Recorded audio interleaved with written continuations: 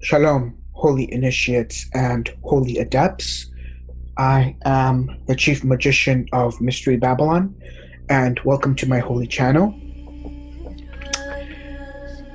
In this video, I'm going to reveal one of the highest of arcana and the most powerful hidden seal with our most ancient esoteric principle text, Sefer HaZohar. So let us begin. I'm going to take you behind closed doors in this video. I'm going to reveal what has been only known to less than a handful of people in the past 2,000 years, namely in the past 800 years more specifically, since the compilation and revealing of Sefer HaZohar. But before we begin, a short history lesson on Sefer HaZohar. Now, after the Zohar was published, and once it became famous enough throughout most of medieval Europe, there was a number of very preeminent Jews, a lot of elite Jews, a lot of famous preeminent Jews that went against this most ancient esoteric text.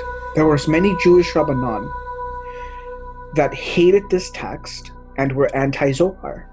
Now in the beginning, many of these Rabbanan, all Orthodox Jews, wrote books and went on record as stating that this book was a product of very crafty elite Christians, because there was many Christian dogmas to be found in this book.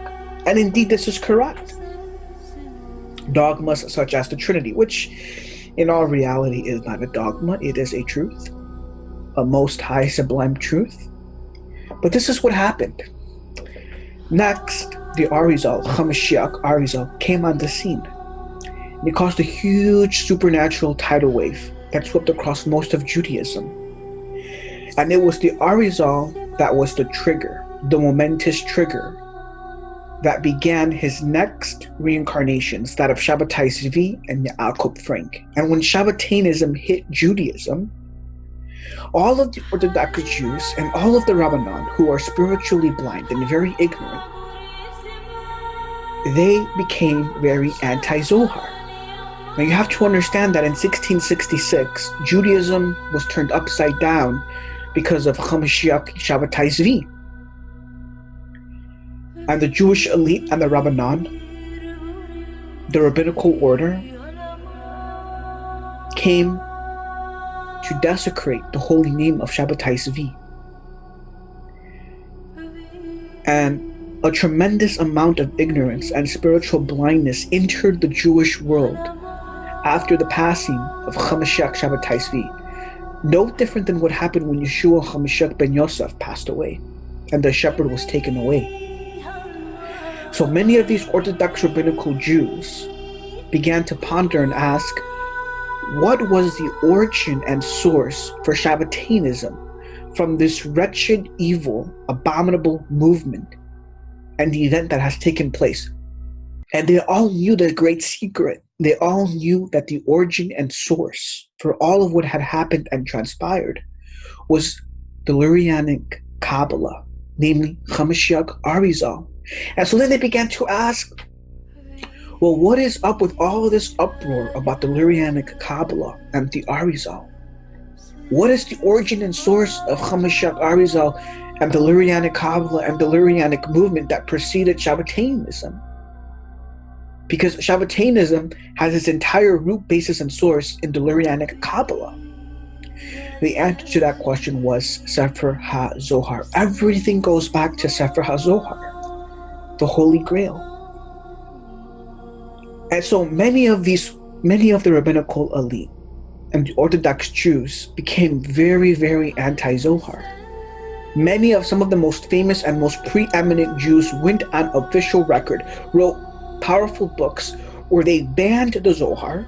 There was movements and seasons throughout history where the rabbinical elite literally burned these most ancient holy esoteric books. They banned them. They pronounced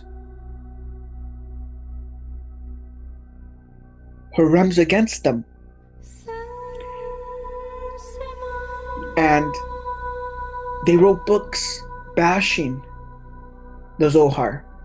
They wrote books stating all these lies, all these deceptions and falsehoods, that the Zohar is a Christian book, that it was written by savvy elite Christians. There was a big Jewish movement since the inception and revealing of Sefer HaZohar that is very anti-Zohar, that burned the Zohar, that prohibited the Zohar. You need to understand this. This is all the work of Lucifer.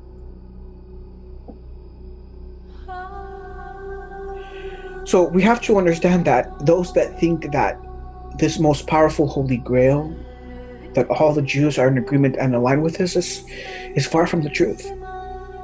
Now, the smart Jews that were not spiritually blind, what did they do? What was their response? This is where we got all this stupidity of these foolish regulations that in order to study the Kabbalah and the Zohar, you need to be 40 years old, you need to be married, you need to have a belly. It's all nonsense. It's all folly. That was their response to what had transpired in Jewish history. And this is when I have stupid Jews and trolls come to me and they say, "Oh, you're a young millennial. You're in your late 20s, and you claim to be a grandmaster. You foolish, ignorant, stupid Jews." Musha Cordovero, who was a master of Israel, became a master at the young, tender age of 26. In his early 20s, he had already mastered the entire Zohar. So don't come to me with this stupidity and retardation that I need to be 40 and I need to have a belly, I need to be married to master the Zohar or to even begin my initiation into the holy mysteries. You speak ignorance, you showcase and you display your ignorance and folly for everyone to see. You need to understand that even in this last generation, there are many Jews, some of them are preeminent rabbanim, part of the rabbinical order, that are anti-Zohar. Now, I don't have the time and space to give a full-blown disquisition and teaching on this matter and this historical context. Books have been written. You can go and do your own research. Go and look up the names of the famous Rabbanon that were anti-Zohar, that burned the Zohar, that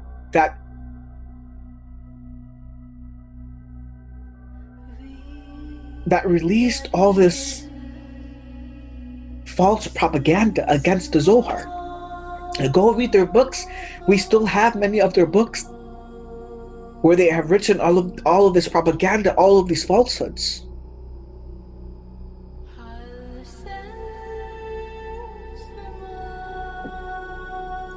This is a very, very, very deep matter. So now let me give you some secret history. What I'm about to reveal and say, it isn't really known by anybody. It's only those that belong to the Holy Illuminati that knows. And I've already revealed this in a couple of other of my videos dealing with Sefer HaZohar and the arcana behind Sefer HaZohar. Sefer HaZohar was compiled and redacted by the sons of King David. In other words, Sefer HaZohar was compiled by my patriarchs. It was compiled by the royal heirs and sons of King David. Literally, it was my patriarchs that had a hand in the redaction and compilation of this very ancient, holy, esoteric text. Now, who are some of these heirs and sons of King David? Some of them belong to a very long, ancient line of tradition, to the ancient, long, unbroken chain going back to the chief disciples of Yeshua HaMashiach. As you know from the New Testament, Yeshua revealed the holy mysteries only to his chief disciples, and they revealed these holy mysteries and transmitted them generation after generation to their chief disciples.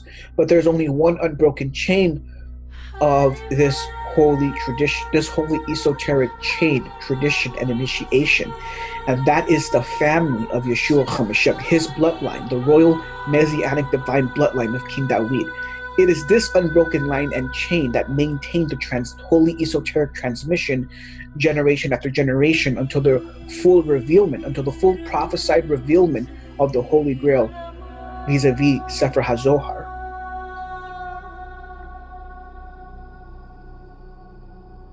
So now let us get into the quintessence of this video. What I have set up to this point has all been but to lay the groundwork and the context for what is now going to be the full revelation of the Arcanum and the hidden seal that I now want to present to you listening. And I'm going to reveal this for the first time. What is going to be revealed now is something that nobody knows. You won't find this in any of the esoteric Kabbalistic texts. No grandmasters has this been revealed to as far as I'm aware of. As far as I'm concerned and I'm aware of, I'm the only person that knows this. And I'm going to reveal it here for the first time in about 600 to 700 years, give or take. Now, we're going to begin with a very magical, powerful number. This is the number 370. And before I get into the full revelation, I want to just reveal how this revelation came about. So, something really profound that must be understood is that there are so many holy mysteries that are hidden in plain sight. This is all to the glory and wonder of Yod-Heh Vav-Heh. Now, it was just today that I had a very powerful meeting with a very very high initiate and adept, a very, very high holy initiate and adept. This initiate and adept that I met with is literally one of the highest initiates and adepts that I have met. And he began to show me some very powerful magical scrolls and manuscripts that he had written, all Kabbalistic in nature. And he began to share with me a lot of powerful divine revelations and holy mysteries, some of the highest order. And there was a moment where he was showing me this very powerful magical Kabbalistic manuscript that he had compiled. And there was a portion in this manuscript where the name Yeshua was written in Hebrew. And it was broken up into its momentous parts. And I was looking and staring and glaring at his most high name, Yeshua. And I literally went into a trance that lasted, it was a very short trance that lasted for about 2 seconds. Because within his name,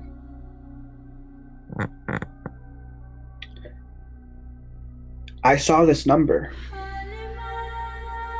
And I went into this trance where I realized that I had seen this number before, all over the place. And then that's when the revelation hit me. And so as he's talking and just revealing these holy mysteries, I go into a trance and receive this very powerful divine revelation of the highest order. Now, the number 370, it's a secret number. It's a very, very momentous secret number that is found in all the esoteric Lurianic texts. In fact, if you read the most principal esoteric Lurianic text, this number shows up en passant. And this holy number is a key. It is a most momentous key to the highest of holy mysteries. So why is this number found en passant throughout much of the Lurianic Kabbalah, through much of the esoteric Lurianic corpus? Again, as I've already stated, the origin and source of this powerful holy number goes back to our most ancient esoteric principle text, Sefer HaZohar. Because this secret number is found in Sefer HaZohar in one of its most esoteric sections, none other than the infamous Idra Rabbah. So let us proceed to the relevant section at hand.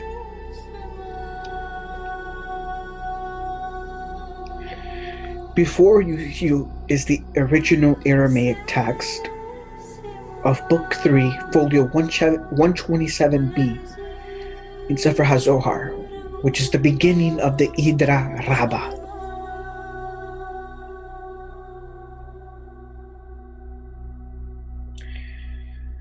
And I'll read to you my own personal lucid English translation of the text.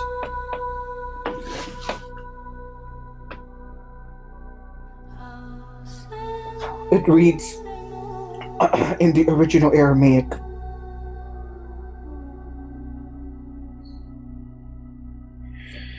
From this spreads the length of his face to 370 myriads of universes. And this is called Arach Apim. That is to say, Urcha Dampin. And this is Atika Datikin, who is called Arich Anpin. And this exterior is called Zer Anpin.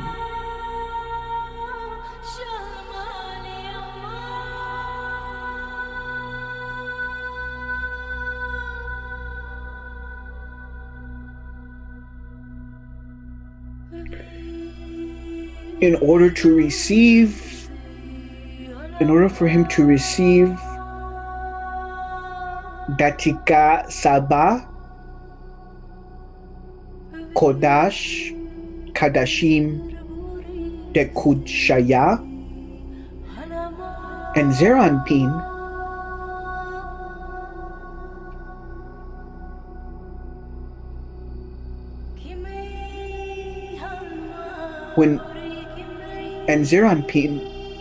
when he looks to him,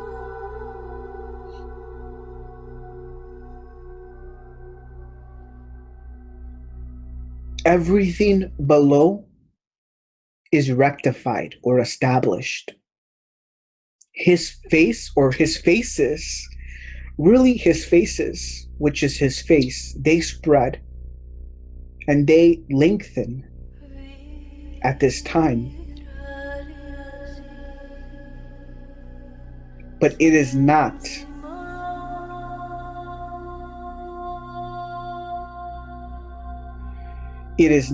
at every hour like that of Atika.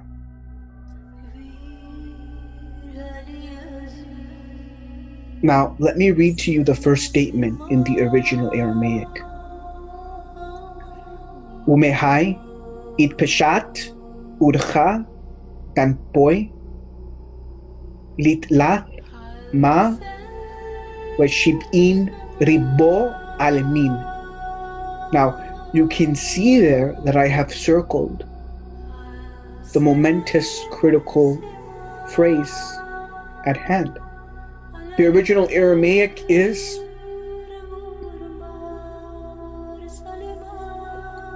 Litlat ma veshib'in, which is Aramaic for the number 370. So, what the text is telling us is that this holy divine entity,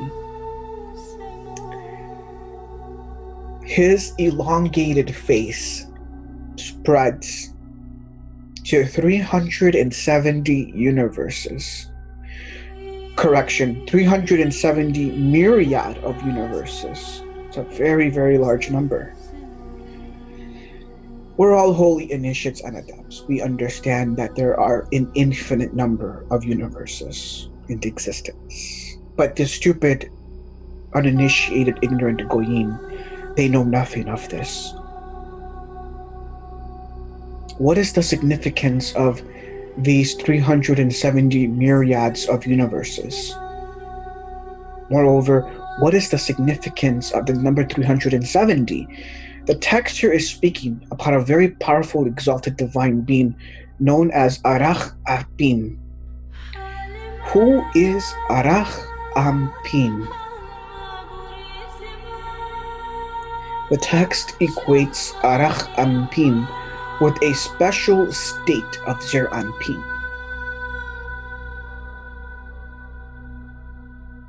But there is a much more esoteric hidden connection here. And this is the hidden seal. But before I reveal this hidden seal, let me reveal to you some very esoteric mysteries, holy mysteries, behind the number 370, as they are revealed and explained in the esoteric Lurianic corpus.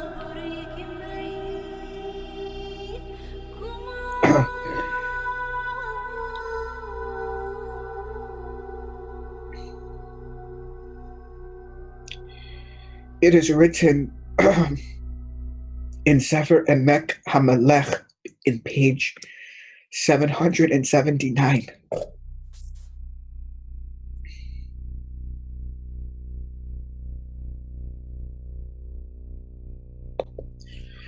The holy text states, and this is the mystery of the verse. Zippor has found the house. I forgot to add the citation of Sefer Tehillim.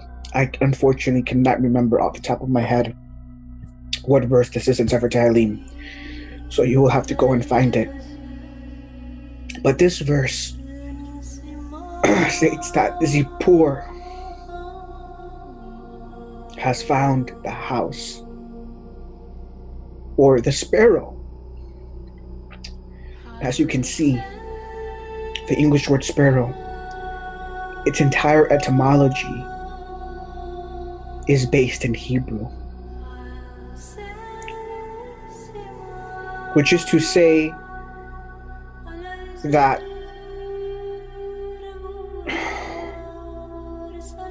Erech Apim. I have an extra, but I meant to put Erech Apim in place of the X. So he's saying Erech Apim is the 370 lights, and she found the house to illuminate Zer and Nukba. Now, there are so many holy mysteries that are revealed in this holy text that go into much more elaboration on these holy mysteries. This is just but a couple of sentences that I pulled from the holy text. The Hebrew word Zippor has a gematria of 370. Zippor is masculine. Zippor, because it has a gematria of 370, comes to signify, esoterically, Arach Apim.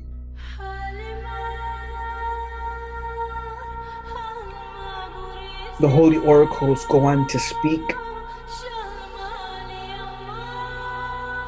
that this Zippor has found the house. It's very interesting because Zippor is masculine, but the verb is conjugated in the feminine. This is all very, very, very mystical.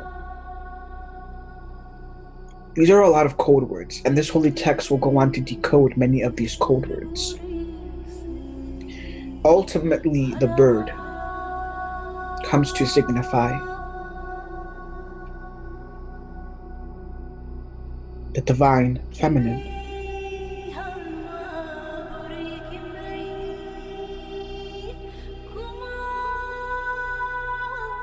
With this extraction of text, honestly, I haven't even begun to scratch the surface of the holy mysteries. To really understand, with what I have just said in the past couple of minutes, I haven't even scratched anything.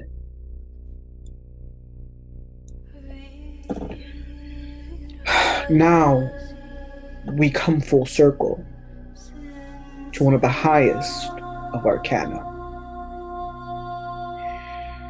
In the next page, on page 780, he states, you will find that the word Arach Apim with the Milu is 370.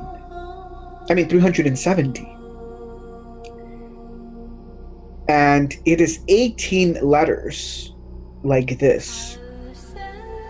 So the Milui of Arach Apim is 18 letters. That is, the expansion of this holy name is 18 letters, which is the gematria of the Hebrew word Chai, which is life. Why? Because the quintessence of Arach Apim is eternal life. Incline thine ear. And now I will repeat myself one last time. The quintessence of Arach Apim is eternal life. Ergo, the reason why the expansion of his name is comprised of 18 divine seals. And the gematria of this expansion is 370. You see, that's the purpose of the Lurianic corpus. It's to be holy esoteric commentary and revelation on Sefer HaZohar. The essence of Lurianic initiation is full mastery and explanation of the ancient principal esoteric texts. This divine revelation is not contained in Sefer HaZohar, because Sefer HaZohar in essence is an encrypted and encoded holy text. Without the keys to these decryptions, you cannot be a master of the Kabbalah. Now, it's very interesting because you have all these disciples of HaMashiach Arizal. They spend so much time on the esoteric section that I just read to you from Sefer HaZohar. They spend so much time with the Idra Rabbah, which is one of the most powerful, greatest, and most esoteric sections of Sefer HaZohar, studying it and revealing its secrets and its arcana. And they have spent a most considerable amount of time on the analysis of this most powerful holy secret number 370. And they have revealed many holy mysteries behind the number 370.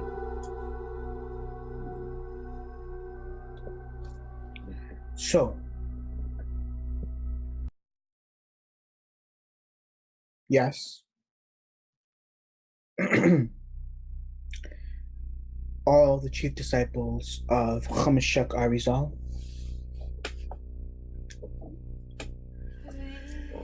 have revealed some of the highest, holiest of mysteries behind this number. Unfortunately, and this is where the divine revelation comes into play, they did not reveal the highest, and I mean the highest and most greatest of holiest of mysteries behind this number.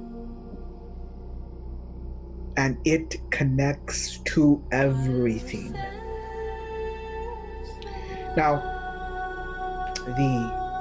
these holy disciples were initiated enough to know and understand that HaMashiach Arizal was Mashiach ben Yosef.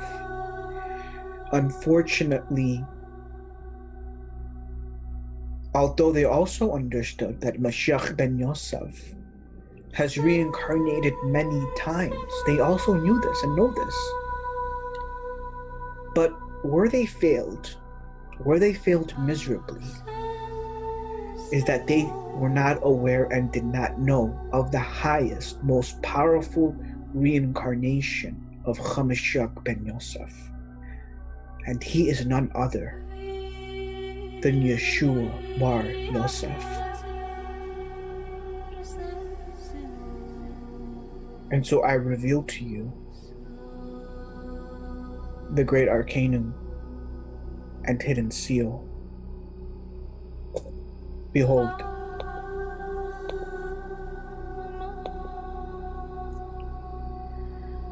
when you remove these two letters, the letter Shin and Ain, from his most high blessed name, Yeshua, you are left with the highest, most blessed name above all names, the Tetragrammaton, Yod He Vav He.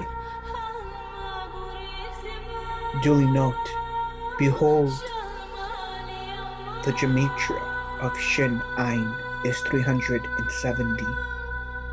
That very powerful, magical, secret number found in Sefer HaZohar, linked entirely to his father, Arach Apim.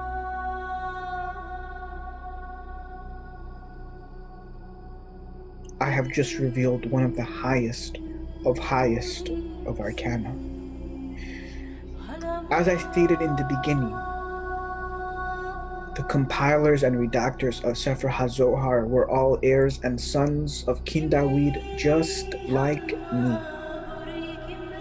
Members of the Holy Illuminati, disciples of Yeshua HaMashiach. And this was their seal. This was the hidden seal. This was their crafty, ingenious method and way of putting their seal, the seal of the highest Mashiach ben Yosef, Yeshua bar Yosef, upon this most ancient esoteric principle text. Because it was understood by all grandmasters that the addition of these 370 lights upon the highest and holiest names above all names is none other than the name of Mashiach ben Yosef.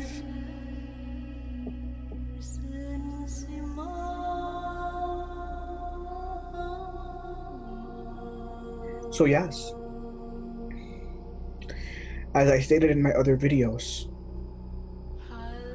the true cornerstone, the chief cornerstone of the entire Kabbalah and the Zohar is none other than Yeshua Mashiach ben Yosef. I've just given you the key to the entire Kabbalah, and yet 99.9% of stupid, retarded Christians have no idea, have no clue. The Jews, even more clueless, even more ignorant. And so this too is also a seal that indeed I am the chief magician of Mystery Babylon and a most high son and heir of King David. Baruch Hashem Yod He Vav He